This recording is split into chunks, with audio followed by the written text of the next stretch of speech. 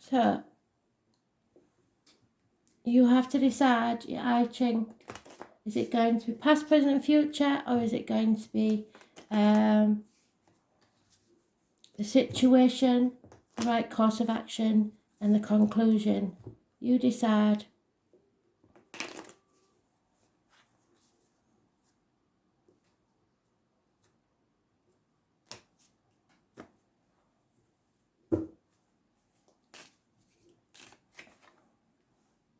$17, it keeps haunting us, doesn't it? 64, we've had that before as well. And 53. And the external energy is 42. So,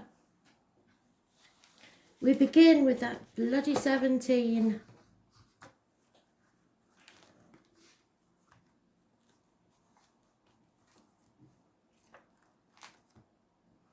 The following. Can you see that? It's better. The following. This is a time when you can put the troubles of the world to one side. This is the season of autumn, so we may have to wait till autumn to be able to put those troubles away.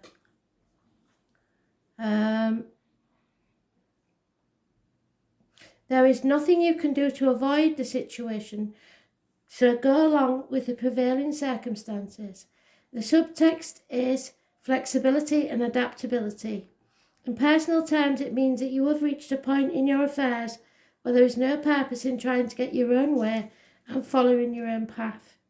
If you carry on regardless, ignoring the underlying facts of the present situation, you will come badly unstuck.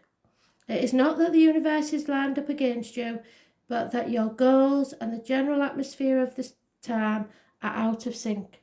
So divine timing's at work, and autumn is the time. The intelligent approach is to be flexible and laid back as possible. So try not to let it affect you. The right course of action, or where you are at the present, is the arrival. And someone may literally be arriving because Spirit can only use certain words and certain phrases in it that they have. They only have a limited number of cards to use. So, fire and water. Both elements are in the natural place,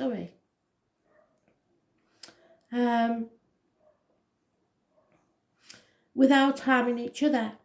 There are differences which must be overcome if the situation is not to break down altogether.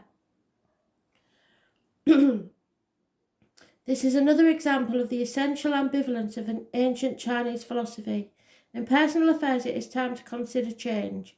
It is possible to realise your goals, but it won't be easy. You may have a clear vision of where you want to go and how to get there, but fate has its own ideas and more in store for you than you bargained for. Arriving is rarely as straightforward as you imagined. On this particular journey, you will unlikely arrive in quite the same person as you are now. And they've told us that before.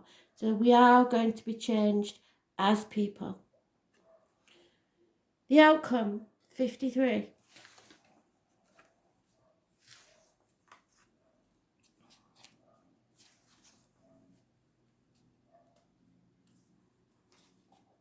Can you see that? Yeah, so it's a development. You are building for a new future. And what have they said about planning? They keep saying it, don't they? Plan now for movement in the future. And I believe it is the back end of the year. This is a tree growing on a rocky mountainside. This is not easy for the tree and can only be achieved slowly and gently. But once that tree has taken root in the soil, it will grow steadily and it becomes a landmark that can be seen from a great distance. The same applies to the situation in which you find yourself. Whatever your particular problem may be, the only way to approach it is carefully and thoroughly. In relationships, this is not a moment to let passion rule, but rather to let things unfold over a period of time. This will create the basis for endurance. In business or career, it is edging forward gently that you achieve most, even if it seems at times as if you are getting nowhere. You have to have faith in the long-lasting effects of your actions. You can achieve great success if you learn a little bit of patience. How many times have the soul does that? But we're not very patient, are we? We're sick of waiting, aren't we? So, 42 is the external influence.